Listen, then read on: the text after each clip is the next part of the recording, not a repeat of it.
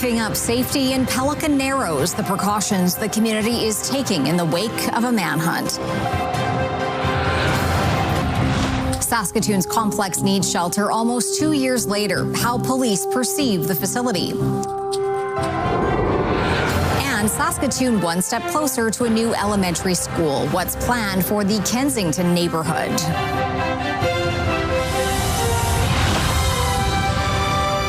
This is CTV News with Chantel Saunders. Good evening. RCMP are still searching for the suspect in this week's fatal shooting in Pelican Narrows. As Jasmine Pelche reports, community leadership is doing all it can to curb violence. On Monday, 28-year-old Kiana Custer from Pelican Narrows was killed in the community, and the RCMP continues to search for the suspect. Our community is is on high alert.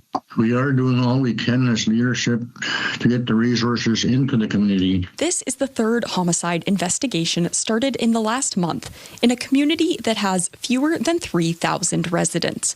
Councillor Olivia Custer says the community is facing a threat from organized crime. And some children in the community as young as 6 years old have been caught up in networks operating in our community, and it will not be tolerated. Child and Family Services is engaged. Leaders have taken steps to get a handle on violence in the region coming from the outside, including implementing an ATV ban and applying for community safety funding through Public Safety Canada. At the time of the shooting, a security check stop was active at the community's only road entrance. The check stop, where security checks IDs and confiscates drugs and alcohol, is manned by a private security company hired by local council. The nation is working on a permit system to address trafficking and bootlegging by water. Where our local fishermen can operate without these activities being misused as a cover-up to get alcohol into the community. Leadership continues to call for RCMP vacancies in the area to be filled.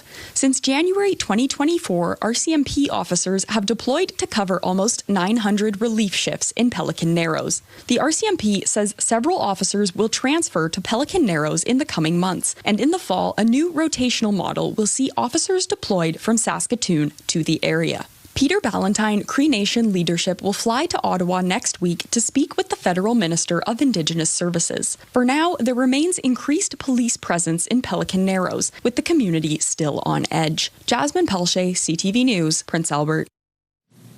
A sentencing hearing for a man who admitted to starting a massive wildfire in northern Saskatchewan has been postponed. It marks the second delay in the proceedings. 29-year-old Jason Halkett pleaded guilty to arson, admitting to setting the Ditch 2 wildfire last year. The flames burned more than 200,000 hectares of forest, threatening communities in the La Ronge area. Halkett's lawyer said the court delay has to do with getting a Gladue report completed. It's a document that outlines an Indigenous offender's life circumstances and systemic factors to help inform an appropriate sentence. His rescheduled court date is scheduled for August 20th. At that time, a judge is expected to hear victim impact statements from property owners and firefighters to determine a sentence. The offense carries a maximum sentence of up to 14 years in prison.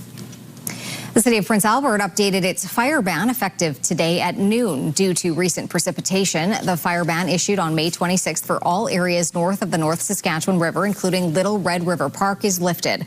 The city reminds residents all recreational burning needs to be followed city bylaws or risk a $300 fine. The fire department reminds residents to follow fire safety rules when using fire pits and barbecues. The complex needs shelter on Idlewild Drive has seen thousands of patients come through its doors since it opened in the summer of 2024. As Keenan Sorokon reports, it's become an invaluable resource for police, while businesses say there are still issues plaguing the area. It's been nearly 2 years since Saskatoon's complex needs shelter opened, and Saskatoon police say the facility has become an essential tool for officers. It's been instrumental, really, in helping us work with individuals who are in the community who have complex needs, often addictions, concerns. As addictions concerns worsen amid a growing homeless population in Saskatoon, this 15-bed shelter is changing the way police respond. We used to bring individuals like that to our cells in our detention center, and it just isn't the right place for them. The province says since opening in August 2024, the complex needs facility has seen nearly 4,000 patients. In a statement, the province says the CNFs were designed to provide a medically supervised and secure place where police may bring individuals who are exhibiting behaviors that present a danger to themselves or others, adding it's a better alternative than police cells, and they are staffed with nurses and mental health and addiction support workers. Even those who were concerned about the shelter moving in say it's been a success. I think they're doing a great job keeping it like the way it is. They bring people in and then they take them away. We don't have issues with the shelter. But for others, it's not people using the shelter, but the petty crime and encampments in the area posing a problem. Yesterday I had 7 cars got spray painted, and we found human feces by the entrance at the back shop. Naz Rashid had 4 cars and part of his shop go up in flames last October. Police charged a 45-year-old with arson, but he says broken windows and people sleeping in cars are just some of the things that have his employees on edge. Every time we're at home, we're just looking at the camera whenever it starts beeping and like what's going on. With more work to be done, police are happy to have a health problem no longer treated as a criminal issue. Keenan Sora Khan, CTV News, Saskatoon. A 45-year-old man has been charged with voyeurism on campus. Police say they were called at about noon today after multiple people reported a man taking inappropriate photos of women without their consent. When officers arrived, U of S Protective Services had detained a man matching the suspect's description. He was taken into custody and charged. New bylaws are set to be tabled at City Hall next week to address concerns about safety on transit buses. City administration is developing the framework for new transit bylaws after council approved a new transit policing program. The proposed new transit bylaw would give officers the authority to remove people from any Saskatoon transit property who is engaging in unacceptable behavior. It would allow bans or restrictions to transit for people involved in more serious incidents and require people to pay fare when boarding. Anyone who doesn't pay would be ticketed. It comes as a report shows transit ridership declined 6.8% last year, in part due to safety concerns. An investigation is underway to determine what caused a fire at a boarded-up home in the Pleasant Hill neighborhood. This was the scene in the 100 block of Avenue N South this morning. Firefighters arrived to find smoke and flames coming from the back of the house. The fire causing extensive visible damage to the rear of the home. No one was injured in the fire. An investigator will work to determine the cause, origin, and damage estimates. Water levels on the South Saskatchewan River are expected to increase in the coming days. The Water Security Agency says it's seen a significant increase in outflows from the Gardner Dam and will be releasing water from Lake Diefenbaker. Starting Sunday, outflows are expected to increase from about 280 cubic meters per second to about 700 cubic meters per second. The WSA says that means the South Saskatchewan River will rise 1.4 meters through Moon Lake and a little more than half a meter in Saskatoon. It says a large rainfall in Alberta this week combined with a well above normal mountain runoff set to arrive later this month are contributing to the higher water flows. People are advised to be cautious around and in the river.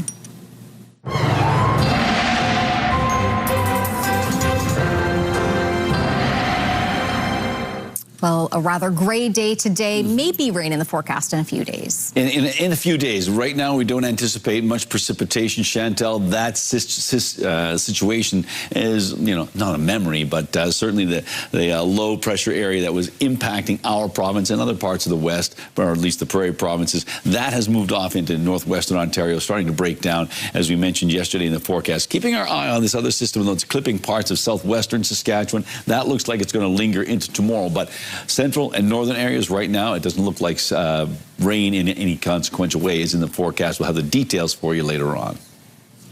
The parents of an 11-year-old boy who died following a carbon monoxide leak at a Regina apartment just before Christmas have launched a lawsuit. The lawsuit is against the parties involved in the upkeep of the apartment building where the incident happened. A statement of defense has not yet been made by any of the defendants in response to the claims.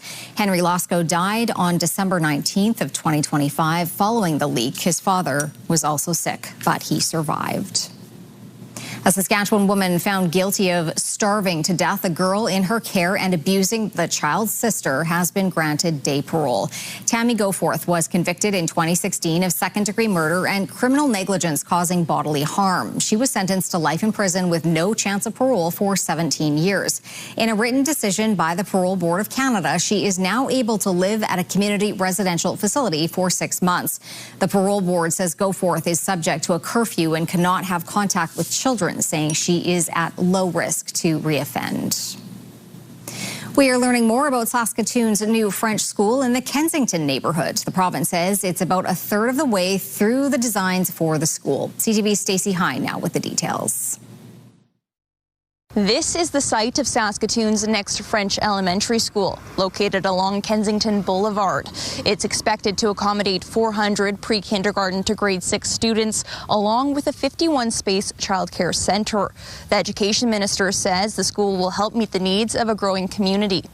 This is a growing area in Saskatoon, and it's also a growing demand for expansion within our French school system. There's already a couple of schools in Saskatoon, and my understanding is that they are very much at capacity. The Sask Builds and Procurement Minister says the project is about a third of the way through the design process and that it's too early to provide details on the project's cost or timeline. We're very careful to not put out the numbers till we actually see how the design plays out. Some residents voiced concerns on social media about the school being French language only rather than French immersion or English. The education minister and Saskatchewan's Francophone School Board say it plays an important role in supporting the French community. Without a Francophone school, there won't be a Francophone community in the future.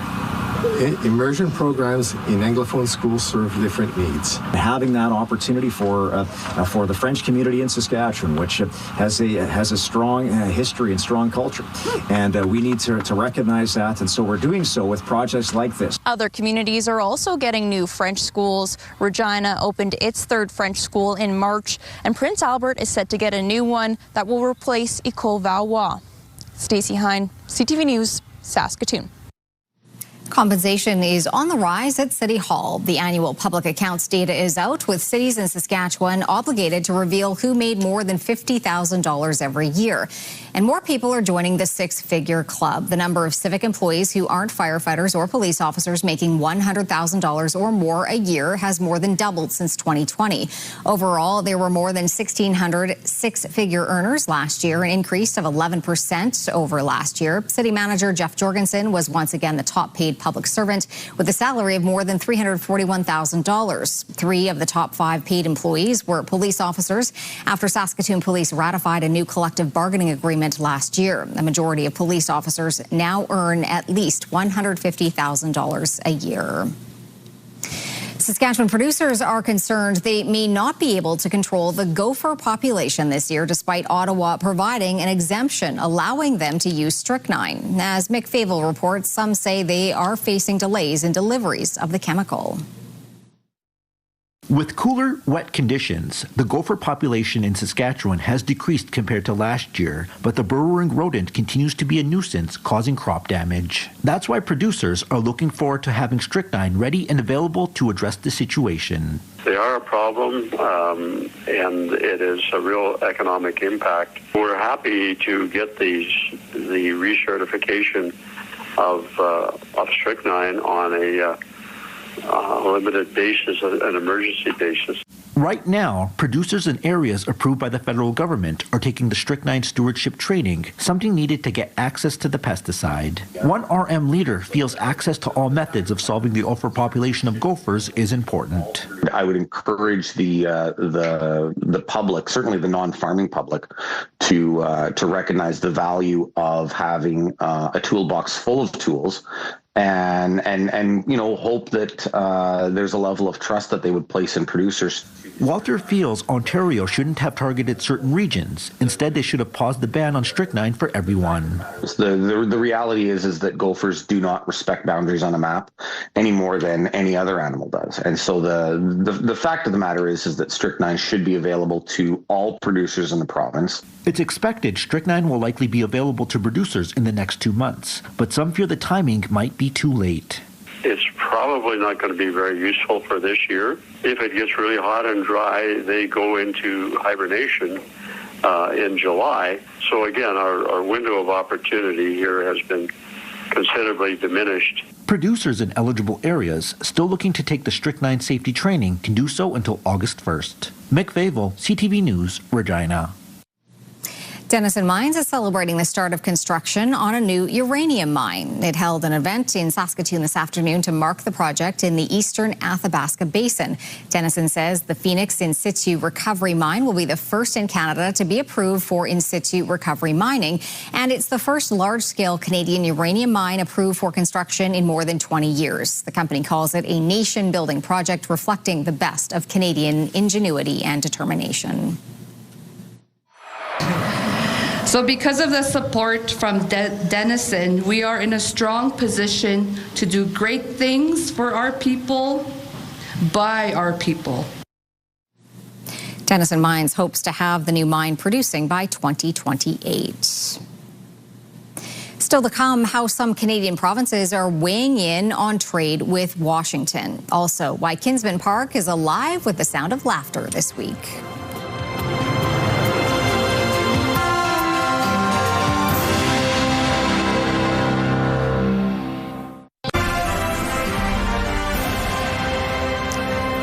You're watching CTV News live from downtown Saskatoon. Thanks for staying with us. Canada is officially now in high-level talks with the U.S. on the future of trade between our two countries. But federal officials aren't the only negotiators making their way to Washington. Several provinces have their own trade offices in the U.S. Capitol. CTV's Abigail Beeman now on what, if any, impact the provinces are having. Quebec, Ontario, Manitoba, and Alberta all have offices here in Washington. 3 of those provinces are right here inside the Canadian Embassy.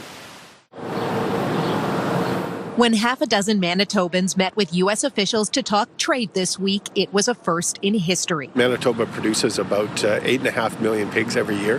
3 million of those are exported live into the United States. Those exports are at risk if we don't have the protection of the trade agreement. They signaled that even though the president signed the agreement 6 years ago, he's not attached to it. So there are some irritants that need to be worked out. Manitoba is the newest province at the embassy. Ontario and Alberta have had representatives here for 1 and 2+ decades. But in this trade war, the 4 provinces in D.C. meet bi-weekly around this table. Ontario's representative says it's been effective. We hope that helps our federal government on things like doing trade agreements, because so many of the things that are in the American interest really rely with our the domain of the provinces. One of the things I do is like to show them oil sands. The reps spend a lot of time scene setting to Americans. Alberta's brings this oil sand sample to meetings. Nathan Cooper says the issue of Alberta separatism hasn't played a significant role in talks. On occasion, I'll hear from members of Congress, more so out of an interest of like what's actually happening there. But it very quickly moves on to the key issues that we all face together, which is largely energy and agriculture. Asked if some of Doug Ford's comments make his job harder on Capitol Hill, David Patterson says he's met with 150 Republican lawmakers and has not had a bad meeting yet. He's optimistic about a CUSMA deal, but not by July 1st. If the United States is willing to do it, I hope they are, because I think it's in their self-interest. And so let's get it done by Labor Day. Ontario's premier visits Washington next week. Alberta is focused on hosting U.S. lawmakers at the Calgary Stampede and beyond. Quebec didn't get back to us. Abigail Beeman, CTV News, Washington. The federal government has unveiled an ambitious plan for the future of artificial intelligence in this country. It's called AI for All, and it forecasts massive economic growth, business adoption, and even job creation. But it leaves many questions unanswered, namely around security. Mike Couture breaks down the plan and what's being said about it. So this is an AI-driven product. Artificial intelligence is becoming the norm in a growing number of products and places. It's why the federal government released its strategy to harness the technology while also placing safeguards around it. That's AI governed by Canadian values, AI that is accountable to Canadians, AI that serves all Canadians. The broad goals of the plan are to boost AI use in businesses from 12% today to 60% by the year 2034, to build a world-leading supercomputer in order to increase Canada's sovereign infrastructure in 5 years, and to give all Canadians access to free AI literacy training. Under our strategy, the government will introduce new legislation, regulations, and standards to protect your data, your privacy, your children. So far, there are no timelines for those safeguards. Experts are also concerned about maintaining our digital sovereignty through Canadian-owned and managed data centers and clouds. And some say the government needs to think bigger than this current plan.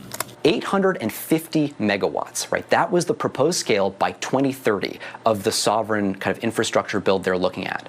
That's less than 1/50th of what the private sector in the United States is expected to have online in 2 years. There's also a concern over how AI could affect jobs in this country. One estimate from the Conference Board of Canada would see 535,000 jobs created by the year 2045 as a result of AI. But that would be offset by a short-term loss of 555,000 jobs by 2030. We know that AI targets those jobs, particularly of young people, the ones that are getting into the market. So we've got to make sure that we give them the tools required to overcome that. The Minister of AI, Evan Solomon, pointed to a Bank of Canada study on the impact of AI, underlining it has not seen any significant job losses yet. But the bank notes that could change as AI use accelerates in this country. Mike Couture, CTV News, Ottawa. Nearly 24 properties in BC's Caribou region are under evacuation alert as wildfire flames approach. The Swede Creek wildfire southwest of Prince George has grown to more than 18 square kilometers. More than 100 firefighters have been deployed alongside several water bombers. Residents are being warned to be ready to leave at a moment's notice. The cause of the fire is still under investigation. Air Canada is trying to ease concerns about fuel shortages ahead of the busy summer travel season. The airline has sent an email to customers saying there is no fuel shortage affecting its operations, including across Europe. Air Canada says it does not anticipate any significant impact throughout the summer. Meanwhile, German airline group Lufthansa says most European airlines are confident there will not be any jet fuel shortage. With just over a week to go before the World Cup kicks off in Toronto and Vancouver, tonight officials provided an inside look at preparations to welcome tens of thousands of fans to Toronto. CTV's Mike Walker has a preview. The final touches are being made to the pitch 8 days before the FIFA World Cup kicks off at the renamed Toronto Stadium. It's like getting ready for the first day of school.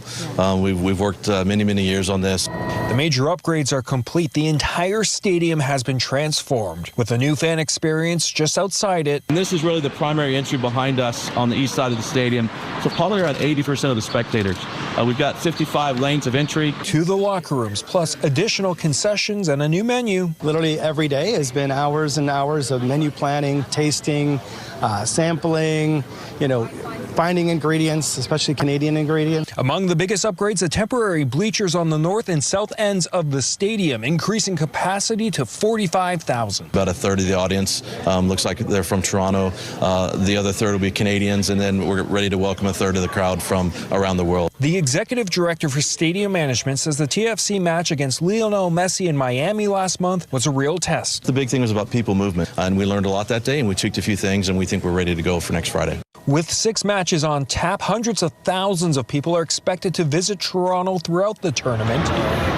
Many will be coming through Pearson International Airport. It's where Kevin Santos is waiting for his family to arrive from Panama. It means a lot because we really haven't gone to any World Cup. While they don't have tickets to Panama's match in Toronto just yet, he says they will be attending the Fan Fest. It means embracing my culture and sharing with everybody else that's actually going to come, and with the thousands of Panamanian people that are going to come. The airport has been preparing for more than a year and is anticipating 185,000 travelers on peak days. Expecting the peaks of travel for the tournament to be about 2 days before and 2 days after each game. To manage the influx of travelers, the airport has set up a dedicated games operations center and is bringing more staff on board. To be able to respond to any situations in the airport in real time, we're adding staff across the terminal as well to make sure that when there are peak periods and the airlines tell us when we're going to have peak periods of passengers, we can reallocate staff to certain areas to make sure that passenger flow goes as seamless as possible. The FIFA World Cup kicking off the busy summer travel season early, with the airport projecting 17 million travelers arriving and departing from June to Labor Day. It's all fun and games at Kinsman Park this week.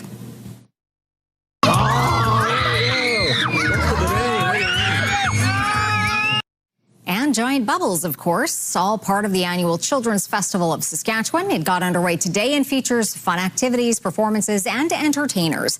The festival has been running for more than 30 years, and according to one youngster we spoke to, there is no shortage of things to do there. A lot of people are doing slime, they're making harmonicas, there's dancing. It's wild. The Children's Festival of Saskatchewan runs until Sunday. And Jeff, it's wild. There hasn't been any rain yet for the kids. And right now, things are looking promising, certainly for tomorrow and Saturday. Right now, a little dodgy on Sunday, but fingers crossed that maybe this will be one of the very first ones that I can remember completely dry children's festivals. I'm sure they have existed, but I tend not to remember them. Let's go and take a look and see what we've got going on with our current temperatures. Right now, it's 17 degrees in Saskatoon. Cloudy conditions, not much of a wind. Similar situation in Prince Albert, 16 degrees in the Gateway City. A little bit of sunshine poking through the cloud deck in the Battlefords, 18 degrees, and again, not really windy at all. Easterly winds right now, they tend to be a bit on the cooler side. So our daytime high, that was our current temperature, 17 degrees, 4 degrees below the seasonal average of 21. The record warm temperature on the 4th of June from 1988, that was 38 big degrees. The record cold temperature in the state, -2 in 1935. Sun came up at 4:50. It's going to go down at 9:21. Blackjack. Coming up, the life of a pirate. What's up for offers for anyone who wants to sail off to sea?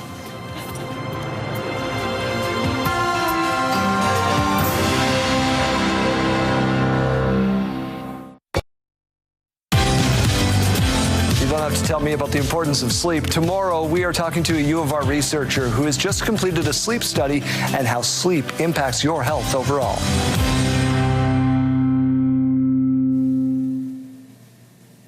Oh, sorry. Just catching a few winks. Yeah. Anyhow, here we've got ourselves a little bit of light on the horizon, but really what's buzzing around the lens of Skycam, yeah, the bugs are out. I'm sure everybody's been talking about the mosquitoes, and certainly there's some other form of insects that are flying around our lens of Skycam, but they're out and about, that's for sure. Take a look at this line of, it's not really a big-time storm, but certainly scattered storm activity active, whether it's slashing through Alberta into southwestern Saskatchewan and starting to impact more of the border areas there. So we'll keep our eye on that. But that seems to be the one place where we're going to be seeing a lot of active weather as we make our way into the next 12 hours or so. Maybe a little something up in northwestern Saskatchewan. We'll show you that on the future cast in just a bit. So basically, temperatures hovering around that 17-degree mark for Saskatoon, Prince Albert, and the Battleford's easterly winds. Our hot spot today, that was Stony Rapids at 23 degrees. South End was the cold spot at 3. On to our current temperatures. So in the larger community, starting off with Lloydminster at 16, the same in Yorkton, 18 in Swift Current and Regina, 19 in both Moose Jaw and Estevan. A closer look at central parts of our province, temperatures ranging from 13 degrees in Hudson Bay up to 18 in a number of communities. And as we make our way up north, well, temperatures are actually quite warm, comparatively speaking, into the low 20s for many parts of northern Saskatchewan, at least on this part of our map. 19 in South End, though, and making our way down south, 23 degrees right now in Maple Creek, but it cools off to 16 in a number of communities towards the eastern side of the province. In the corners, 19 in East End, 20 in Carlisle. Outlook at 19 degrees as well, 20 in Coronach. Now, on to our futurecast. So this is what I'm talking about. You can certainly see that line of storm sort of ringing itself up, but then sort of a blip sort of starts to slide up the Alberta-Saskatchewan border and intensifies a little bit as we roll into late afternoon tomorrow or around the supper hour. So we'll keep our eye on that. Just wanted to point out there's no active watches or warnings in effect for Saskatchewan, but we can tell you there is that watch box that's in southern Alberta. So sometimes that stuff develops and slides towards us. We'll keep our eye on that. So Buffalo Narrows, a chance of some showers tomorrow. Otherwise, we're looking at temperatures in the 20s for northern areas of our province, 26 for Stony Rapids. 20-degree temperatures are certainly in the low 20s, low to mid-20s for west central Saskatchewan. A possibility of a shower or a thunderstorm in the Meadow Lake region. A mix of sky conditions for the southwest with temperatures hovering around that 25-degree mark. A little warmer in the southeast, particularly for Regina, Moose Jaw, and Estevan of 27 or 28 degrees, 23 for Yorkton, and 23 as well for Melfort and Humboldt, 24 for Watrous, and 22 for Hudson Bay on Friday. For Prince Albert, or rather the Battleford's dropping down to 9 degrees tonight. There's some fog patches developing, but those should dissipate. 23 tomorrow for a daytime high, and then on Saturday, 21 degrees, 19 for Sunday and Monday. But Monday, it comes with a chance of showers back into the 20s for Tuesday and Wednesday. For Prince Albert, an overnight temperature of 9 degrees, 23 degrees tomorrow with mainly cloudy conditions. And then as we take a look at Saturday, the same, 23 degrees, 21 degrees with a very good chance of showers on Sunday, 19 on Monday, sort of at a half and half, an even chance of rain. And then into the low 20s for Tuesday and Wednesday, cooling off on Thursday, and there's a chance of some showers. And Saskatoon, clearing skies. Maybe we'll get to see some northern lights tonight with those clearing skies, but some fog patches are expected to develop overnight. 10 degrees the overnight temperature. A high tomorrow of 24 degrees, winds out of the south at 20, so a warm wind, and then 22 degrees on Saturday. Sunday and Monday, a 40% chance of showers with temperatures hovering around 20 degrees, and a similar temperature situation for Tuesday and Wednesday, but Thursday cooling off with a chance of showers.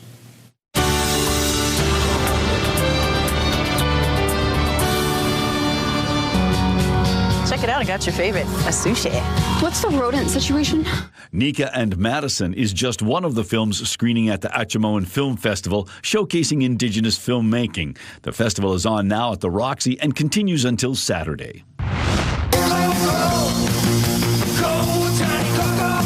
East Side of 2nd from Prince Albert will be performing at the Capitol Music Club Friday night. Doors open at 7.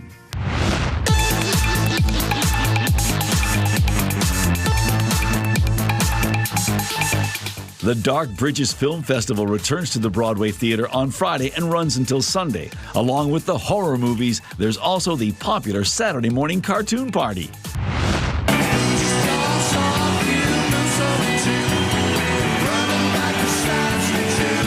Sure, this footage is over 20 years old, but the song is timeless. Saturday night, Burton Cummings and Randy Bachman are back in Saskatoon for the first time in many years, legally, as the Guess Who. Your mother would bring the fuel out to the combine. I ate plenty of sandwiches in there. You still have a few more chances to take in The Red Truck, the current production at Dancing Sky Theatre in Meacham.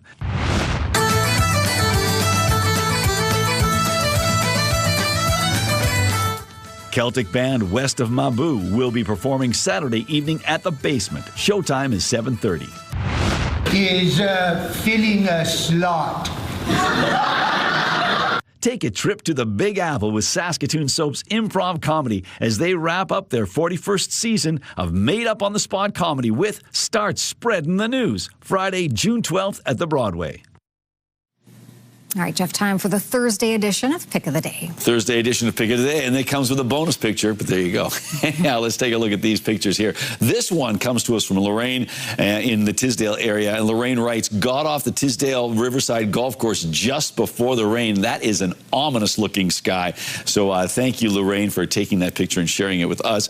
Dale says, this is the sunrise out of the front window of the tractor while seeding Sunday morning near Shell Lake, and that is a lovely shot. And we certainly hope that all of our farmers are having a good seeding season. I know that a bit of a challenge getting a late start this year. And finally from Jeff, this is a happy retirement. Congratulations to Alan Sanger of North Battleford, who is retiring this year as a high school principal. Our band got to play a retirement show in a hall there on the weekend. The drummer is also retiring from teaching.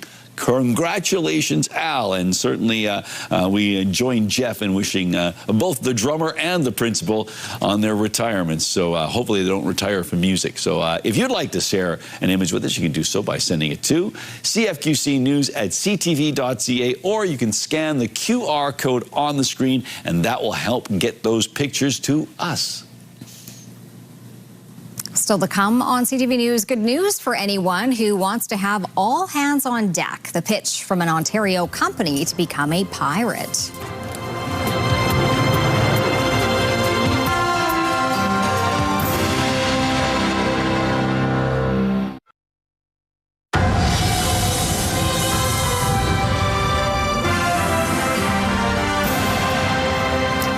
If you've ever thought the pirate life might be right for you, an Ontario company is offering the chance to make the dream a reality. The business, also called Pirate Life, is up for sale, including several pirate ships. CTV's Sean Leathong has those details. The Jolly Roger flies above. There are cannons along the side. And it comes with real pirate gold. This pirate ship can all be yours for a price that is not quite clear. I can't publish that information, but it's a few gold doubloons will get you there. What's really for sale is the business called Pirate Life, offering a 1-hour experience for kids searching for treasure around the Toronto Harbor during the day and an escape room in the evenings. We've got a full-time staff that manage the operations, that are here every day. There are 4 total ships located here in Toronto, Hamilton, and Ottawa, all with leases, licenses, and permits. Welcome aboard the Grey Ghost, matey. Owen McGowan is one of the actors working on the ship anchored at Mooney's Bay in Ottawa. It's adventure. It's truly, in its purest form, just fun. It's the smiles of the kids. You stand on board and you look at them and you go, aye, matey, I'm a real pirate, and they believe you. And when you open that treasure chest at the end and there's a gold coin on the inside, their eyes are as wide as they can be with joy. The 24 cannons along the side are working, giving kids a chance to protect their treasure. We have a villain character who is in a small boat and circles the ship trying to steal our treasure. And no one likes it when someone's trying to steal your treasure. Owner Matt Slayman worked to build these ships custom, starting in Toronto in 2014. They've been in Ottawa for almost 20 years. He says the turnkey operation is perfect for someone looking to own a business. This is the way to get unchained from your day job. Imagine being out here underneath the sunshine from May to October, running your own company, captaining your own ship, as it were. So if you have some of these lying around, this might be your sign that a pirate life is for you. Sean Leathong, CTV News. When we come back, how farmers are faring in the field this week, and later, when Canadian pride is long and wide.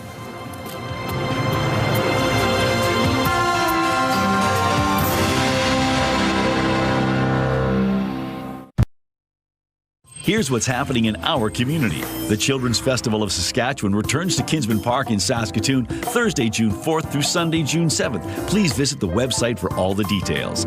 The Kicking Pancreas 5K, the only national fundraising run for pancreatic cancer, will be held for the first time in Saskatoon, June 6th at Rotary Park.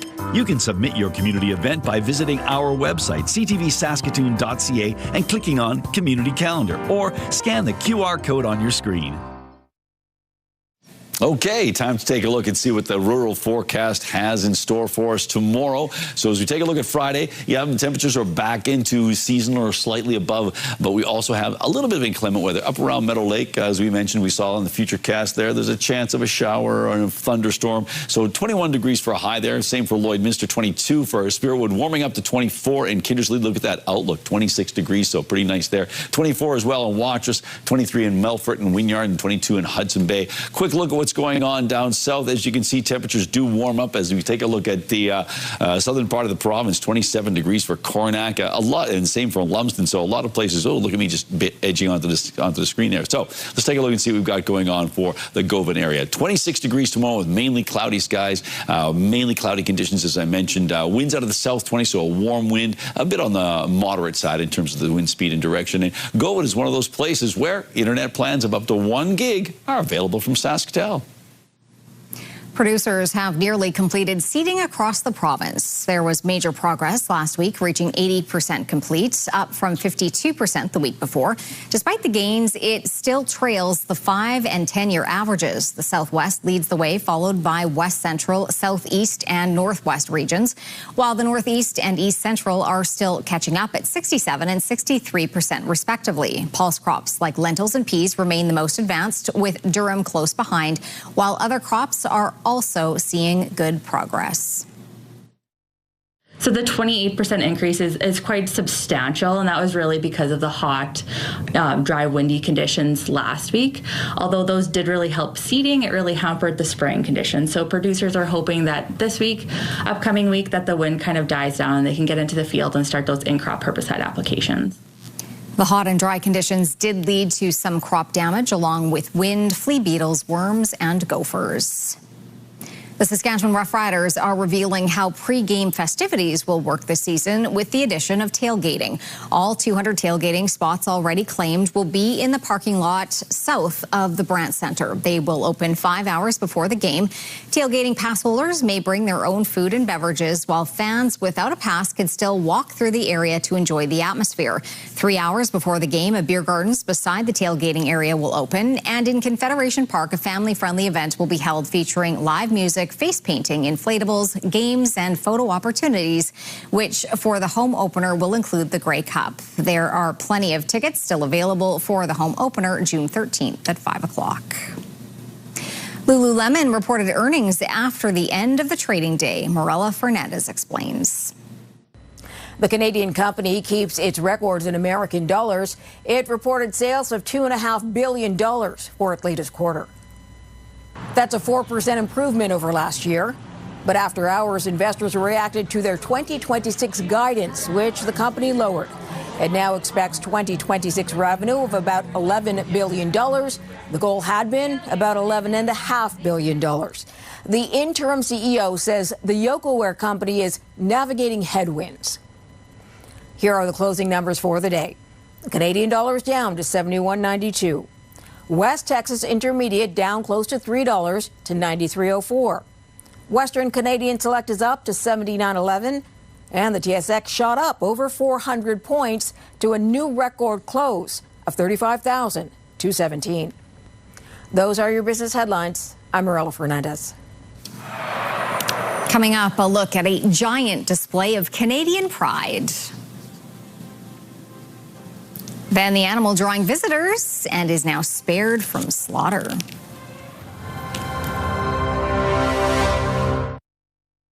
Select Hair Services brought to you by Sage, the beauty bar.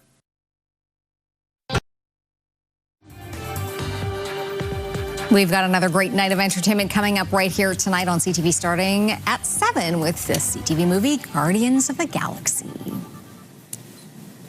Well, a new landmark is now part of the Vancouver skyline, and the people behind it are hoping it will soon be recognized by Guinness World Records. This giant Canadian flag is on display at Grouse Mountain. The resort says it's the largest flag ever set up on a mountain in Canada. It was installed as part of an effort to welcome visitors ahead of the FIFA World Cup and is roughly the size of 2 football fields. Whoa! Isn't that cool? That is cool. Yeah. Look at Ola. So we'll see if it sets a record. This may not, but it's still interesting. A buffalo is drawing visitors to a Bangladesh zoo because of its uncanny resemblance to U.S. President Donald Trump. This rare albino buffalo is named Donald Trump after a farmer noticed he shared a hairstyle with the commander-in-chief. He has since become a viral sensation and was spared from slaughter to instead take up residence at Bangladesh National Zoo. Large crowds have been braving the sweltering heat to go and see him. He looks happy. He's just hanging out with his lovely hair. No? Very interesting indeed. Yeah.